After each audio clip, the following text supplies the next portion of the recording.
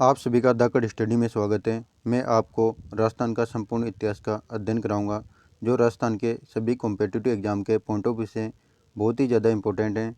चाहे वो राजस्थान का आरएस का एग्ज़ाम हो, चाहे वो राजस्थान पुलिस का एग्ज़ाम हो, चाहे वो राजस्थान पटवारी का एग्ज़ाम हो, ये राजस्थान का इतिहास सभी एग्ज़ाम के दृष्टिकोण से बहुत ही ज़्यादा महत्वपूर्ण है। हम राजस्थान के इतिहास का अध्ययन अलग अलग भागों में करेंगे, जिसमें मेवाड़ का इतिहास, जिसमें गुहिल एवं सिसोदिया राजवंश का अध्ययन करेंगे।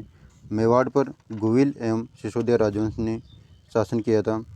मारवाड़ का इतिहास, मारवाड़ के इतिहास में हम राठौड़ राजवंश का अध्ययन करेंगे, जिसमें हम जोधपुर के राठौड़ व बीकानेर के राठौड़ का अध्ययन करेंगे। आमेर एवं जयपुर का कछुआ राजवंश, गुर्जर प्रतिहार, परमार राजवंश, जाट राजवंश। जाट राजवंश में हम भरतपुर धौलपुर के जाटों का अध्ययन करेंगे। राजस्थान में जाटों ने भरतपुर व धौलपुर पर शासन किया था। यादव राजवंश, यादव राजवंश में हम जैसलमेर के बाटी वंश और करौली के यदुवंशी का अध्ययन करेंगे। चौहान वंश, चौहान वंश में हम सामर के चौहान, रणथंभौर के चौहान, नाडोल के चौहान, जालोर के चौहान, सिरोही के चौहान, हाड़ौती के चौहान, हाड़ौती के चौहानों को हाड़ा कहा जाता था, इन सब का हम अध्ययन करेंगे।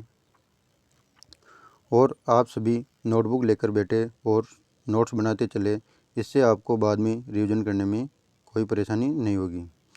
और जिन भी स्टूडेंट ने अभी तक चैनल को सब्सक्राइब नहीं किया, वो चैनल को सब्सक्राइब करें और बेल आइकन पर क्लिक करें। इससे हमारे द्वारा जो भी लेटेस्ट अपडेट होगी वो आपको प्राप्त होगी। आज इस लेक्चर में हम चौहान राजवंश में सामर के चौहानों का अध्ययन करेंगे। सामर के चौहान, देखिए जो सामर के चौहान हैं, इनकी उत्पत्ति के बारे में अलग अलग इतिहासकार अलग अलग मत मानते हैं। कुछ इतिहासकार इन्हें अग्निकुंड से इनकी उत्पत्ति मानते हैं, कुछ इतिहासकार इन्हें सूर्यवंशी मानते हैं, कुछ इन्हें चंद्रवंशी मानते हैं, कुछ इन्हें ब्राह्मण वंश से मानते हैं। हम देखेंगे कौन सा इतिहासकार इन्हें क्या मानता है। जो पृथ्वीराज रासो, नैणसी एवं सूर्यमल मिश्रण हैं, ये इन्हें अग्निकुंड से इनकी उत्पत्ति मानते हैं। और जो पृथ्वीराज विजय, हमीर महाकाव्य, हमीर रासो, सृजन चरित्र, गौरीशंकर हीराचंद ओझा, ये इन्हें सूर्यवंशी मानते हैं। देखिए जो चौहानों की उत्पत्ति है, इससे एग्जाम में क्वेश्चन पूछा जाता है, इसलिए आप याद रखना कौन सा इतिहासकार क्या मानता है। जो कर्नल जेम्स टोड है, डॉक्टर वी.ए. स्मिथ है, विलियम क्रूक है, ये चौहानों को विदेशी मानते हैं, यानी चौहान भारत के नहीं थे, विदेश से आए थे। ये मत है कर्नल जेम्स टोड का, डॉक्टर वी.ए. स्मिथ का और विलियम क्रूक का। और डॉक्टर दशरथ शर्मा और गोपीनाथ शर्मा और बिजोलिया शिलालेख, इनके अनुसार जो चौहान है वो ब्राह्मण वंश से हैं। ये सभी मत आपको याद रखने हैं कि कौन सा इतिहासकार कौन सा मत मानता है, क्योंकि यहाँ से एग्जाम में क्वेश्चन पूछा जाता है। अब देखते हैं चौहानों के जो संस्थापक थे वो थे वासुदेव चौहान। वासुदेव चौहान ने 551 ईस्वी में सपाद लक्ष्य यानी सांबर में चौहान वंश की नींव रखी। और वासुदेव चौहान ने सांबर में चौहानों की नींव रख के अहिच्छत्रपुर को राजधानी बनाया। अहिच्छत्रपुर नागौर का प्राचीन नाम है, वर्तमान में इसे नागौर कहते हैं। नागौर का प्राचीन नाम है अहिच्छत्रपुर। वासुदेव ने 551 ईस्वी में सपाद लक्ष्य यानी सांबर में चौहान राज्य की स्थापना की तथा अहिच्छत्रपुर को राजधानी बनाया। और वासुदेव चौहान ने ही सांबर झील का निर्माण करवाया था। ये फैक्ट याद रखना वासुदेव चौहान से रिलेटेड, यहाँ से एग्जाम में क्वेश्चन पूछा जाता है। प्रारंभ में जो चौहान वंश थे उनकी राजधानी अहिच्छत्रपुर थी। अब जो चौहान वंश हैं, इसमें अगले शासक हैं गुवक। गुवक बहुत ही महत्वपूर्ण शासक थे। इनके काल में जो पहले चौहान वंश गुर्जर प्रतिहारों के सामंत थे, लेकिन गुवक प्रथम ने एक स्वतंत्र शासन स्थापित कर गुर्जरों की अधीनता को अस्वीकार किया। यानी गुवक ने ही पहले चौहान वंश के पहले शासक थे, जिन्होंने गुर्जर प्रतिहारों के जो सामंत थे इसकी स्वतंत्र शासन स्थापित कर गुर्जरों की अधीनता को अस्वीकार किया था। और गुवक ने ही अर्शनाथ के मंदिर का निर्माण करवाया था, जो चौहानों के इष्ट देवता हैं। चौहानों के इष्ट देवता का नाम है अर्शनाथ, और अर्शनाथ के मंदिर का निर्माण करवाया था गुवक ने। चौहान में नेक्स्ट शासक हैं अजय राज। अजय राज ने 1113 ईस्वी में अजमेर नगर बसाया और इसे अपनी राजधानी बनाया। देखिए, चौहान वंश की जो प्रारंभिक राजधानी थी 551 में जब वासुदेव चौहान ने चौहान वंश की नींव रखी तो राजधानी बनाई थी अहिछत्रपुर। बाद में अजय राज ने 1113 ईस्वी में अजमेर नगर बसाया और इसे अपनी राजधानी बनाई। अजमेर में अजय राज ने एक दुर्ग का निर्माण करवाया जिसे कहा जाता है गढ़ बीटली। इसे तारागढ़ के नाम से भी जाना जाता है। यानी अजय राज ने 1113 ईस्वी में अजमेर नगर बसाकर इसे अपनी राजधानी बनाया और यहाँ पर एक दुर्ग का निर्माण करवाया जिसे गढ़ बीटली या तारागढ़ के नाम से जाना जाता है। अजय राज ने श्री अजय देव नाम से चांदी के सिक्के चलवाए और पृथ्वीराज विजय के अनुसार इसने गजनी के मुसलमानों को परास्त कर चौहान साम्राज्य की रक्षा की। चौहान वंश में अगले शासक हैं अर्णोराज। अर्णोराज ने अजमेर में आनासागर झील का निर्माण करवाया और अर्णोराज ने ही पुष्कर में वराह मंदिर का निर्माण करवाया। यानी अजमेर में आनासागर झील और पुष्कर में वराह मंदिर का निर्माण अर्णोराज ने करवाया था। ये दोनों फैक्ट याद रखना, यहाँ से एग्जाम में क्वेश्चन पूछे जाते हैं। अर्णोराज और जो चालुक्य शासक थे जयसिंह, चालुक्य शासक जयसिंह ने अपनी पुत्री थी कांचन देवी। इसका विवाह अर्णोराज से करके चालुक्य और चौहानों के मध्य मधुर संबंध बनाए।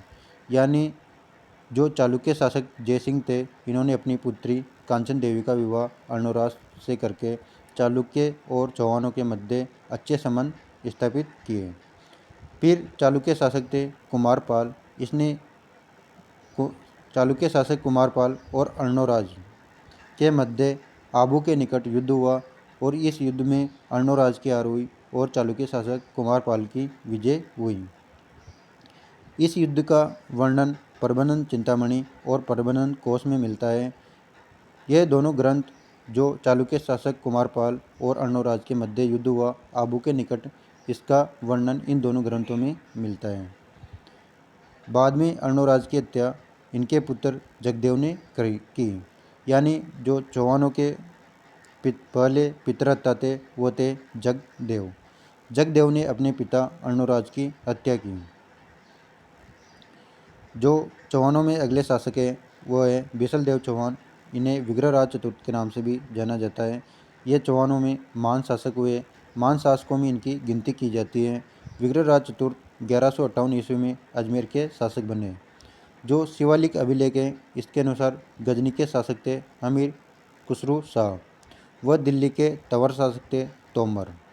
इन दोनों को पराजित किया और दिल्ली को अपने राज्य में मिलाया। और चालुक्य शासक थे कुमारपाल। यह वही कुमारपाल हैं जिसने चौहान शासक थे अर्णोराज उनको पराजित किया था। बाद में बिसलदेव ने कुमारपाल को पराजित करके पाली, नागौर, जालोर ये राज्य छीन कर चौहान राज्य में मिला लिए। याद रखना, बिसलदेव ने तंवर शासक जो दिल्ली के तंवर शासक थे तोमर, उसको भी पराजित किया था। बिसलदेव के का जो शासनकाल है इसे चौहानों का स्वर्णकाल कहा जाता है। बिसलदेव का राजकवि था सोमदेव। याद रखना, बिसलदेव का राजकवि था सोमदेव। इसने एक नाटक की रचना की थी, वह था ललित विग्रहराज नाटक। यानी ललित विग्रहराज नाटक की रचना की थी सोमदेव ने। यह बहुत ही ज़्यादा महत्वपूर्ण है। यहाँ से एग्जाम में क्वेश्चन पूछा जाता है कि ललित विग्रहराज नाटक की रचना किसने की, वो थे सोमदेव। विद्वानों का आश्रयदाता होने के कारण विग्रहराज को कवि बांधव की उपाधि भी दी गई थी। यह भी याद रखना, चौहान वंश के कौन से ऐसे शासक थे जिनको कवि बांधव की उपाधि दी, वो थे बिसलदेव। विग्रहराज ने स्वयं हरिकेली नाटक की रचना की।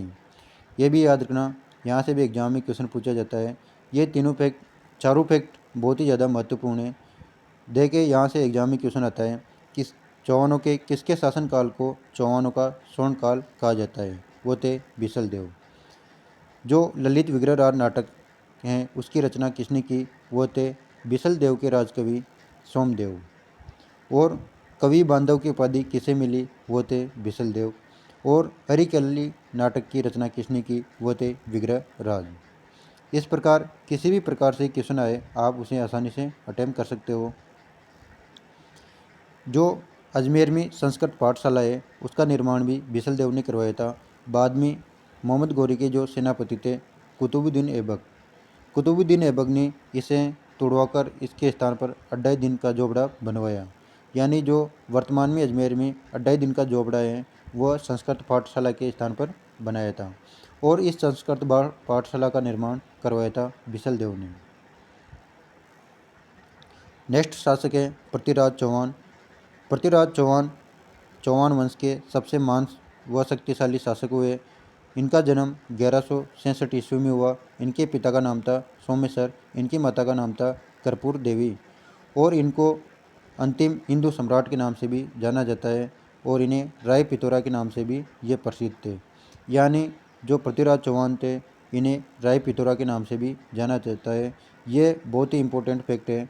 राय पिथौरा के नाम से कौन से शासक को जाना जाता है, वो थे पृथ्वीराज चौहान और अंतिम हिंदू सम्राट भी थे पृथ्वीराज चौहान। पृथ्वीराज ने अपने चारों ओर के शत्रुओं को पराजित किया और दल पुंगल की उपाधि धारण की। दल पुंगल का अर्थ होता है विश्व विजेता। यानी जो पृथ्वीराज चौहान थे इन्होंने अपने चारों ओर के दुश्मनों को पराजित किया और दल पुंगल की उपाधि ली। यानी अंतिम हिंदू सम्राट ये भी जाने जाते थे पृथ्वीराज चौहान और राय पिथौरा के नाम से भी पृथ्वीराज चौहान जाने जाते थे और दल पुंगल की उपाधि भी पृथ्वीराज चौहान ने धारण की थी। पृथ्वीराज चौहान ने गढ़वाल शासक थे जयचंद। इनकी पुत्री थी संयोगिता। इनका हरण करके इनसे विवाह किया। यानी पृथ्वीराज चौहान ने विवाह किया था गढ़वाल के शासक जयचंद की पुत्री संयोगिता से। पृथ्वीराज चौहान के दरबार में दो प्रमुख कवि थे जिनमें नाम आता है चंद्रबरदाई और जयानक का। चंद्रबरदाई इनके मित्र भी थे। यानी चंद्रबरदाई पृथ्वीराज चौहान के मित्र व कवि थे। चंद्रबरदाई ने पृथ्वीराज रासो ग्रंथ की रचना की और जयानक ने पृथ्वीराज विजय की रचना की। मैंने यहाँ पर ये दोनों ग्रंथ इसलिए लिए हैं क्योंकि यहाँ पर स्टूडेंट कन्फ्यूज हो जाते हैं। जो पृथ्वीराज रासो है उसकी रचना की थी चंद्रबरदाई ने और पृथ्वीराज विजय की रचना की थी जयानक ने। याद रखना विजय से यहाँ पर विजय हैं तो विजय में जय आता है तो जय से जयानक। यानी पृथ्वीराज विजय की रचना की जयानक ने और पृथ्वीराज रासो की रचना की चंद्रबरदाई ने। जो आला उदल है ये कौन थे? आला उदल जो महोबा के चंदेल शासक थे परमारदी देव, इसके सेनापति थे आला व उदल। यहाँ से भी एग्जाम में क्वेश्चन पूछा जाता है कि आला व उदल कौन थे। आला व उदल थे परमारदी देव के सेनापति। परमारदी देव व पृथ्वीराज चौहान के मध्य 1182 ईस्वी में युद्ध हुआ जिसमें आला व उदल पृथ्वीराज चौहान के विरुद्ध लड़ते हुए शहीद हो गए। जो तराइन का युद्ध है, जो प्रथम तराइन का युद्ध था वो हुआ था 1191 ईस्वी में और जो तराइन का द्वितीय युद्ध हुआ था वो हुआ था 1192 ईस्वी में। तराइन का युद्ध मोहम्मद गौरी व पृथ्वीराज चौहान के मध्य हुआ। तराइन के युद्ध से पहले भी मोहम्मद गौरी ने पृथ्वीराज चौहान पर कई बार आक्रमण किए जिनमें मोहम्मद गौरी की हार हुई। अलग अलग ग्रंथ अलग अलग बताते हैं जिनमें अमीर काव्य के अनुसार मोहम्मद गौरी ने 7 बार पृथ्वीराज चौहान पर आक्रमण किया। पृथ्वीराज प्रबंधन के अनुसार मोहम्मद गौरी ने 8 बार और पृथ्वीराज रासो के अनुसार मोहम्मद गौरी ने 21 बार पृथ्वीराज चौहान पर आक्रमण किया। प्रबंधन चिंतामणि के अनुसार 23 बार मोहम्मद गौरी ने पृथ्वीराज चौहान पर आक्रमण किया। लेकिन सभी युद्धों में मोहम्मद गौरी की हार होती है। इस प्रकार 1191 ईस्वी में मोहम्मद गौरी बहुत बड़ी सेना के साथ तराइन के मैदान में आता है और तराइन के मैदान में मोहम्मद गौरी व पृथ्वीराज चौहान के मध्य बहुत घमासान युद्ध होता है जिसमें मोहम्मद गौरी की हार होती है और पृथ्वीराज चौहान की विजय होती है। फिर हार होने के बाद में फिर 1192 ईस्वी में मोहम्मद गौरी वापस तराइन के मैदान में आता है और तराइन का द्वितीय युद्ध होता है जिसमें मोहम्मद गौरी जीत जाता है और पृथ्वीराज की हार हो जाती है। इस युद्ध में पृथ्वीराज चौहान के साथ जो मेवाड़ के शासक थे समर सिंह और दिल्ली के गवर्नर थे गोविंदराज। गोविंदराज पृथ्वीराज चौहान के पुत्र थे। ये दोनों पृथ्वीराज चौहान के साथ थे। इस युद्ध से भारत के शासन में बहुत टर्निंग पॉइंट हुआ। यहाँ से भारत में मुस्लिम शासन की स्थापना हुई, यानी तराइन का द्वितीय युद्ध हुआ था 1192 ईस्वी में। इस युद्ध के बाद में भारत में मुस्लिम शासन की स्थापना हुई। जो मोहम्मद गौरी था, इनके सेनापति था कुतुबुद्दीन ऐबक। इसने यहाँ पर भारत में इसको कार्यभार कुतुबुद्दीन ऐबक को संभालने को दिया और कुतुबुद्दीन ऐबक ने भारत में गुलाम वंश की नींव रख के मुस्लिम शासन की स्थापना की। तराइन के द्वितीय युद्ध में विजय के पश्चात मोहम्मद गौरी ने शासन का कार्यभार कुतुबुद्दीन ऐबक को सौंप दिया। कुतुबुद्दीन ऐबक ने पृथ्वीराज चौहान के पुत्र थे गोविंदराज। गोविंदराज को अजमेर से बाहर निकाल दिया और रणथंभौर राज्य प्रदान किया। यहाँ आकर पृथ्वीराज चौहान के पुत्र गोविंदराज ने रणथंभौर में चौहान वंश की नींव रखी, यानी जो रणथंभौर में चौहान वंश की नींव रखी वो थे पृथ्वीराज चौहान के पुत्र गोविंदराज। इस प्रकार यहाँ पर सामर के चौहानों का लेक्चर समाप्त होता है। हम नेक्स्ट लेक्चर में देखेंगे जो रणथंभौर के चौहान हैं उनके बारे में अध्ययन करेंगे। आई होप आपको लेक्चर अच्छा लगा होगा, आपको सामर के चौहानों का पूरा समझ में आ गया होगा, पूरा लेक्चर आपको समझ में आ गया होगा। नेक्स्ट लेक्चर में हम रणथंभौर के चौहानों के बारे में अध्ययन करेंगे।